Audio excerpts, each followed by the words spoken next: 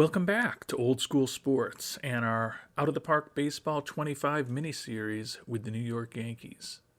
And it is opening day of the 2025 season. We've made a few pretty significant moves this offseason in the free agent and trade markets. Most notably, as a free agent, we signed Michael Conforto to join our team. He'll be a starting designated hitter for us against right-handed pitching.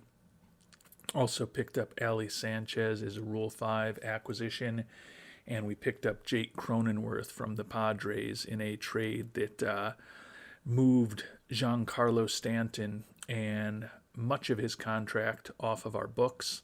But we had to include Jason Dominguez, the top prospect in our farm system, as well as several other prospects and or useful players to make that happen. On the pitching side, we signed Blake Snell as a free agent, and he's going to slot in as one of our top starters this year. Also signed Phil Maton as a free agent as well. And we have made trades either in the offseason or towards the end of last season to bring Andrew Nardi and Taylor Rogers onto our team. Also have a couple of Rule 5 picks and some youngsters in our revamped bullpen. And as we think about this team and getting the season started, we've made some progress in our owner goals this year. Hopefully the changes we made to the bullpen will help us meet our goal to improve the bullpen ERA. But you may remember at the end of the last episode, actually it wasn't even the end of the last episode, it was more the beginning to middle of the last episode, we picked up Helmut Bernstein out of that incredible international amateur free agent class where there were about a dozen players with 5-star potential according to our scout. And Helmut happens to rank as the number 1 prospect in baseball right now. So that will help us in terms of finding a top 20 prospect. And it's also going to help us in terms of building a top 6 minor league system. We've only done one draft since we started over, and we were picking towards the end of the draft, so it wasn't all that exciting.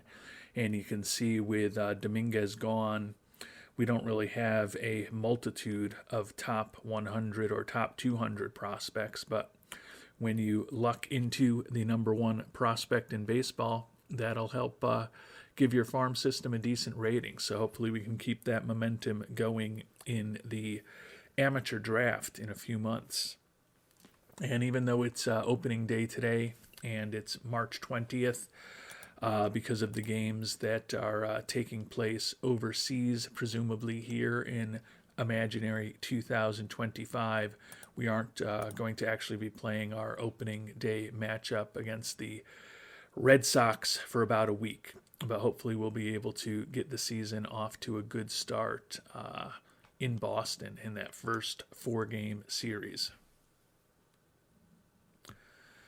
We checked in at the end of the last episode, hit the preseason predictions, and our Yankees are expected to be 83-79, which would be a game worse than a year ago when we missed the playoffs for a second consecutive season. Our goal is certainly to get this team back into the playoffs this year. And I think with the improvements we've made to the roster and the fact that we will have some money available to take on some contracts as we get closer to the trade deadline, hopefully we'll be able to guide this team to the playoffs this year. Getting rid of Stanton was huge. We still have the Stroman and LeMahieu contracts, which are basically untradeable. Earlier, when I was offline, I marketed both Stroman and LeMahieu. Even with us retaining 80% of the contract, nobody would offer anything for them.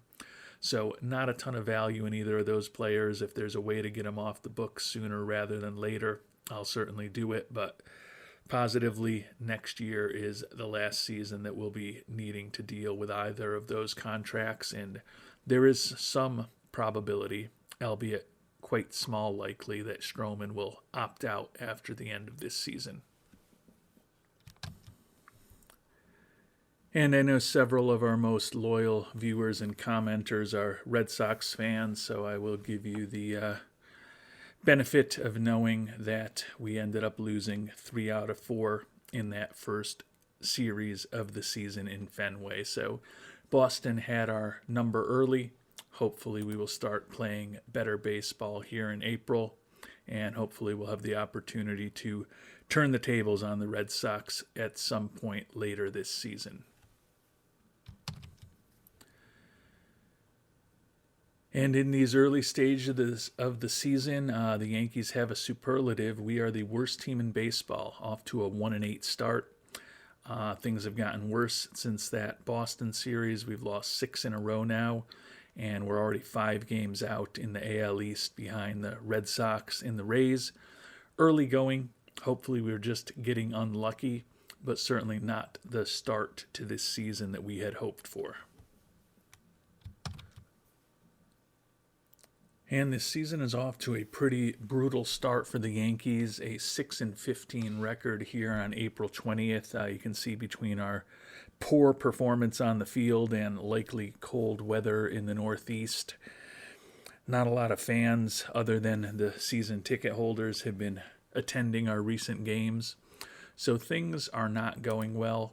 Just suffered an injury to reliever Connor Cook, who was a Rule 5 acquisition for us this year. He's actually done really well for us with a 1.74 ERA and 14 strikeouts in 10 1/3 innings, but he's going to miss a couple of months with a strained hammy. Andrew Nardi is also banged up, shoulder inflammation. We've just been benching him. That was just a 5-day injury and just 1 day left at this point. But certainly going to be sending Cook to the IL, and we'll be looking for some help in AAA. And if you take a quick look here at our starting rotation, you can see what the problem probably is. Cole and Snell have both been good, but Rodon has a 10.59 ERA, Clark Schmidt 5.94, and Marcus Stroman 5.31. The three of them combined are 1-8 in these early stages of the season. Also between Jorge Alcala and the youngster Jack Neely, and even Andrew Nardi to an extent. We've had some relievers that have given up some runs early in this season as well. And to replace Connor Cook, we went down to the farm. We had signed Chris Bubich as a minor league free agent about a month and a half, actually exactly 2 months ago at this point. He was starting for us in Scranton, and hopefully he can give us some solid professional innings working out of our bullpen. Hard to imagine he could do worse than some of our pitchers have thus far this year. And we're playing a bit better of late after that brutal start to the season. We've climbed out of the cellar, so that's saying something. The Blue Jays, 2-8 over their last 10, are now a game worse than we are at 7-17. We're still 9 out already behind the Tampa Bay Rays. Generally not a good sign when it's April 26th and you're already 9 games out of first place. But you can see we have been playing better of late, and the Red Sox and the Blue Jays both playing very poorly of late. Hopefully we can move past the Red Sox in the next couple of weeks in the standings. Love to say that we could do it by the end of the month, but as I noted, it's already the 26th, so it's probably going to take some luck for that to happen. Still some controversy, though. Nick Ahmed, who we signed as a minor league free agent and ended up becoming our starting shortstop against left-handed pitching when he somewhat surprisingly made the roster, is unhappy with his playing time and says that he deserves to be a starter. If he wasn't hitting a .190, I might give it a little more credence, but when you've got a 20 OPS plus and an 11 WRC plus on the season, and we've been playing you against the type of pitchers where you should be more effective, you probably should just keep your mouth shut, Nick, before we cut you.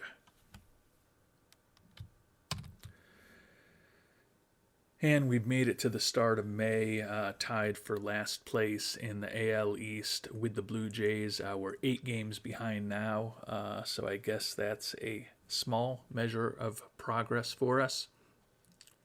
Hopefully, we'll have a much better month of May than we did in the month of April. It would be hard to imagine that it could be worse.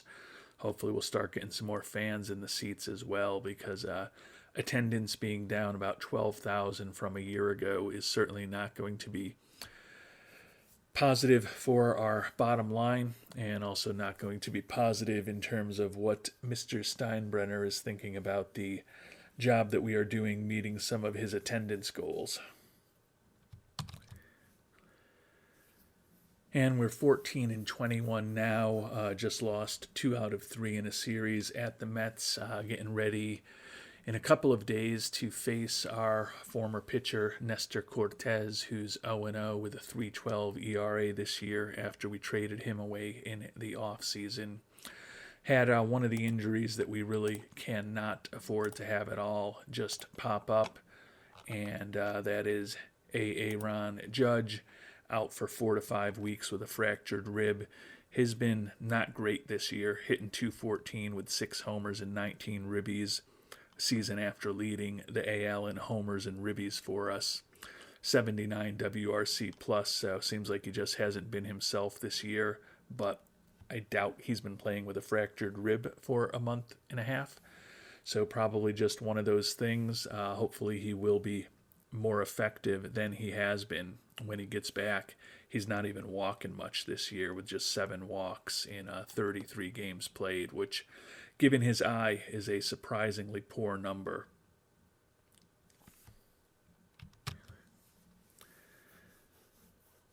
And with the injury to Arson Judge, that is going to allow us to bring up Austin Wells, who we ended up starting in Scranton this season, because we wanted to ensure that he played more often than not, hitting .290 with 5 homers, 13 ribbies, and 8 doubles in 100 at-bats. He's put up a 121 WRC plus. We've actually been playing him down at third base in Scranton, just to try to get him a little more versatile in terms of his positions. He's not great anywhere, but we're trying to get him to the point where he can play both corner outfield spots, first and third, and catcher. Certainly catcher and third base look like the 2 positions where we'll probably only use him defensively when we have to break glass in the event of an emergency. And we've simmed ahead another couple weeks, and we're struggling again, 3-7 in our last 10. We've fallen back into last place, 11 games out. Our .408 winning percentage is third worst in the American League, better than only the Angels and the A's. So the season definitely not going the way that we'd like it to so far. Michael Conforto, who's been here for all of a month and a half at this point, says he's not interested in being part of a rebuilding project or 5-year plan and wants to be traded. Conforto, another one who really should just keep his mouth shut, hitting .213 with 6 homers and 15 ribbies in 141 at-bats after we brought him on as a free agent. So he has been disappointing so far, without a doubt. Take a look at a couple of the other free agent acquisitions. Blake Snell has been really good, 6-4 with a 2.03 ERA, and Phil Maton as our closer has been good as well. 2-1 record, 8 saves, and a 2.08 ERA. Just unfortunately not getting a ton of opportunities to pick up saves, given how poorly we've been playing. And we finished off another month. Blake Snell, 6 starts, 1.51 ERA with 47 strikeouts and 35 2/3 innings. 6-0 record, is the American League Pitcher of the Month. Unfortunately, we're still not winning a lot of games except when Snell is pitching. We've made it far enough through the season now, at the beginning of June, that we're going to take a quick look at our team stats and see what's going right and what's going wrong. I think, unfortunately, there's going to be a lot more that's going wrong. 24-33 here, 11 games out in the AL East. Shouldn't really even be talking wild card with a record this bad, but we are 7 games out of the last wild card spot at this point. And you can see there's a lot of teams in front of us that we'd have to jump to get there. But we're barely, 65 games into the season, so, or not even, we're 55 games into the season. So we've still got over 100 games to go. Just need to start playing better. Hopefully when we take a look at the team stats here, we'll see that we've gotten a little unlucky. And that does seem to be the case a little bit. Our Pythagorean record suggests we should be 2 games better than we are at 26-31. That's still not good. Our 7-12 record in one-run games, also a bit unlucky. We're doing okay against left-handed pitching, but we got a .377 winning percentage against righty starters, and we're probably facing righty starters 2/3 to 80% of our games. So that's something that we've got to get fixed. I guess the positive spin I'll try to put on things is that we have gotten a little better every month. .250 winning percentage in March in that opening series, 4 games in Fenway. Improved, as it were, to a .407 winning percentage in April, and then a .461 percentage here in May. Only one game with a different result would have given us a .500 record for the month. So got to get over .500 for the month of June. The offense has been rough, as you can see. We're 14th in the league in runs scored, and we're 13th or 14th in most offensive categories. We're somehow 7th in homers and 5th in walks, but still not generating a lot of offense. And we're actually 3rd in strikeouts. We're not striking out much at all, but nothing else is going well. And we're a middle-of-the-pack team on the mound, ranked 7th in runs allowed. Starters ERA is 7th. The bullpen ERA is 6th. That is an area that we tried to invest in this offseason, so it's not great, but at least we're in the top half of the league there after having a well below average bullpen a year ago. Our defense is mediocre at best, so there's not a lot going incredibly well. And it's a little early here on June 1st to be looking for help. And you can see there's not really too many players on the trade block, only a handful of pitchers. Sean Manaea is probably a guy who could help us. 2-4 with a .414 ERA this year for Arizona. I don't think he could be worse than Marcus Stroman has been for us, but he's also not signed next year, so I'm sure they're not going to take Stroman in return. Honestly, Clark Schmidt's been even worse than Stroman with a 6.11 ERA here and a 1-7 record. Looking ratings-wise, Stroman's still certainly the biggest concern with that 40 stuff and the fact that he's lucky to touch 90 miles an hour at this point, but feel like with that contract we're likely stuck with him, but I'm going to do some investigating. And we have been playing better here in the early part of the month of June. 8-2 in our last 10, and we're only 3 games below .500 at this point. Still 9.5 behind in the division. Only 4.5 out of a wild card at this point, so the team has been playing better. Quite honestly, a not immaterial part of that was Austin Wells, who hit .293 with 9 homers and 26 ribbies in 92 at-bats. It's just that with Judge coming back, we're sending him back to the minors so he can play every day. We're also going to keep kind of working on his position versatility. I do anticipate in the next month that we probably are going to look to move on from Conforto, who's still kind of sour that the team's not playing as well as he had hoped, and he's also not playing particularly well himself. Or we could also look to move on from Trent Grisham, who's just been brutal offensively as a center fielder for us. He's been so brutal offensively that we're actually going to be playing Aaron Judge in center against left-handed pitching and get the left-handed hitting Grisham out of the lineup for the time being against lefty hitters. Maybe that will help jumpstart him a little bit. I don't love the fact that we're going to have to be paying Judge in center field, given that he's fragile physically and he's such an important bat for us. And he's also not completely competent at the position quite yet. But I just can't watch Grisham's bat out there anymore.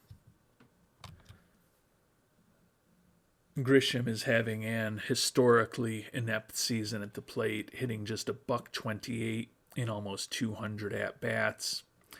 He's definitely gotten unlucky. His BABIP is a ridiculous 155, but it doesn't really matter. It's all added up to a 26 WRC plus, and despite his sterling center field defense, he's been a win worse than replacement level for us this year. So we're going to continue playing him against righties for the time being, but got to try to get that bat out of the lineup a little more often than it has been through these first 65 games of the year when he's played in 62 of them.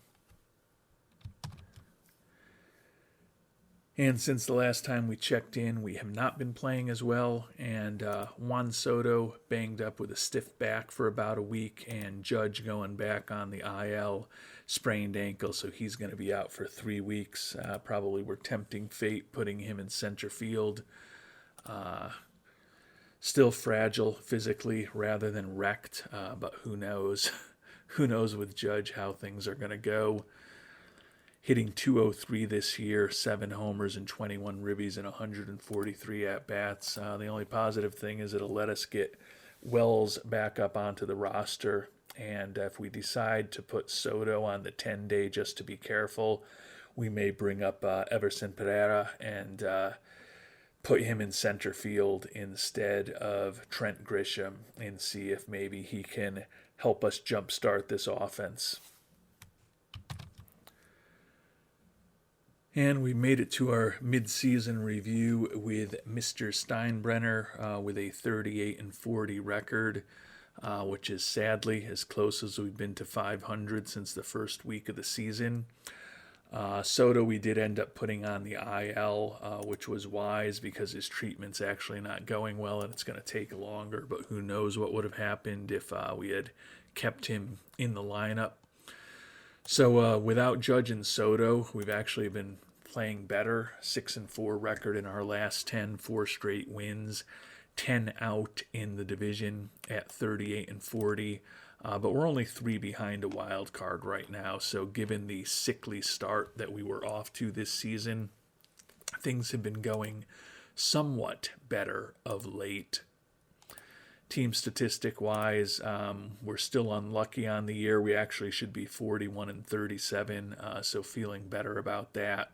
Still have an 11-15 losing record in one-run games, but in the month of June, we're winning 2/3 of our games, so playing much better now. And with the fact that we've been doing it the last week or so without Judge and Soto, makes me think that there is something here that we can put together. We probably are going to have to move on from a Conforto or a Grisham to open up those spots for some of the younger outfielders, but if we can pull a trade together, that would be fine. We've improved to 9th in the league in runs scored, and we're now 4th in the league in runs allowed. So the pitching's definitely gotten better, and even the defensive efficiency and zone rating at this point are above average. So playing better of late, not the season that we dreamed of, but we're still certainly in it as we sit here in the end of June. Cole, 6-5 this year with a 3.09 ERA. He, for some reason, is only a 3-star guy at this point. It is what it is. With the money that we're paying him, there's a chance this contract becomes a bit of an albatross, but it's not the worst contract that we've got right now, sadly. Snell has been really important for us, 10-4, 2.35 ERA. Rodon pitching better of late, 5-6, 3.58. It's those last 2 guys, Schmidt, who's 3-8 with a 5.30 ERA, and Stroman, 4-6 with a 4.74 ERA, that have not really been holding up their end of the bargain. The closer and the setup guys, Matan, Nardi, and Morris all have sub-3 ERAs. and even Matthew Boyd and Taylor Rogers, a couple of lefties who are new to the team this year, have done decent jobs. Jorge Alcalá and Chris Bubich have been pretty mediocre, and Jack Neely, the youngster who we promoted from Double-A, also has not been great. We've moved him into a long relief role from middle relief the last couple of weeks. He's been doing a bit better there, but that says it all because his ERA on the year is 5.88, but it was in the sixes when we moved him into that long relief role, so he's been a bit better of late, as I noted. The offense doing better. Ali Sanchez, the Rule 5 catcher, hitting 263 with a homer for us. Solid defensive player. He's only been a little bit above replacement level, but as a backup catcher, I think we can live with that. And then Jose Trevino, 259 average, 5 homers, about a win above replacement. Good, solid defensive catcher, and our captain personality as well. Jake Cronenworth, probably a one-year rental. He's the salary to some extent, and the player who's not that great for what he's getting paid that we had to take back in the deal that got Giancarlo Stanton off our books, hitting 217 with 7 homers, 83 WRC plus. We've put him on the trade block in addition to Conforto and Grisham. Definitely thinking about moving on from some of those first base / outfielder types. Anthony Volpe has pivoted to second base this year, and he's hitting only 226. Does have 11 homers and 15 steals, slightly below replacement, slightly below average offensively. Has a 1.5 WAR this year, and pretty proficient defensively at second. First, before we talk about LeMahieu, Oswaldo Cabrera, hitting 208 and 101 at-bats, is a utility infielder primarily for us. 64 WRC plus. He's a versatile player, but not hitting much.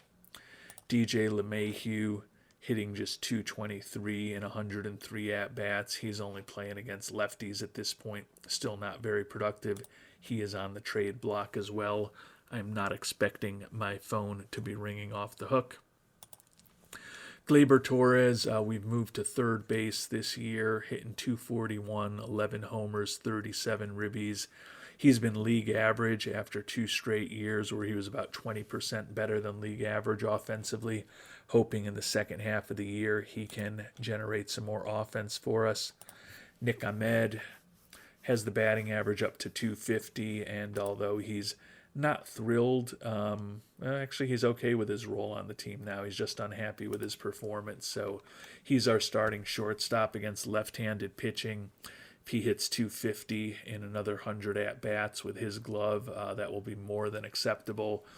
And he's backing up Peraza for us, who's starting at shortstop against right-handed pitching for us. Peraza hitting 237, 6 homers, 18 ribbies. Not a perfect situation here at shortstop for us, but we're trying to see things through, and we'll customize the team a little more to the way we want it to look in this upcoming offseason, hopefully. Conforto in left field, 204 average, 7 homers, and 216 at-bats.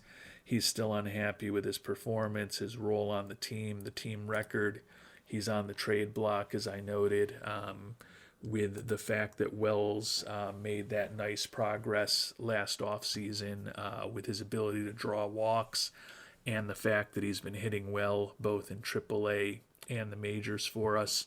If we can find a taker for Conforto, we'll probably move on from him.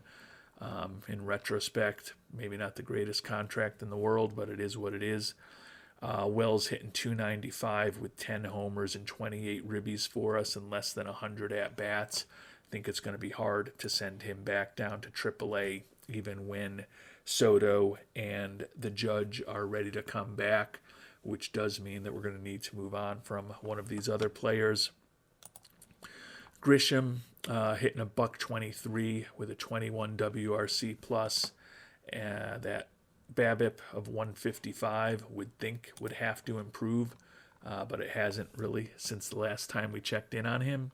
And then Everson Pereira, just brought him up, and he's doing really well. 7 for 19, 6 runs scored, 2 homers, and 7 ribbies, hitting .368 for us. He hit .299 with 27 homers and 68 ribbies in just 63 games in Scranton for us. He's not a great defensive center fielder, but I think he's going to be a lot more productive with the bat than Grisham. Now, granted, I could probably be close to as productive as Grisham has been this year, but I think if we move on from Grisham, we'll deal with less quality defensive work in center field with Pereira. Don't know that anyone's going to be lining up for Grisham, Conforto, LeMahieu, or Cronenworth. But those are the guys who we would be looking to move on from over the next 4 or 5 weeks. With 2 of the big guns on the IL, we'll check in and see what they've done this year. We talked about Judge, 203, 7 homers, 21 ribbies, still out for another couple of weeks. And then Juan Soto having the best offensive season of anyone on our team. Batting average only .267, but the on-base percentage still close to 400. 18 homers, 42 ribbies, and a 149 WRC plus. Hopefully we will have him back in the not-so-distant future from the back stiffness and the hamstring strain that are both impacting him at this point. So has not been a great year for the Yankees, but given the way we started, to be sitting here almost at 500 in the end of June and only 3 games out of the wild card makes me think we're going to have a chance to guide this team into the playoffs, which is certainly our goal. We're going to probably try to get creative on the trade market over the next several weeks in the next episode. We've also got the amateur draft coming up.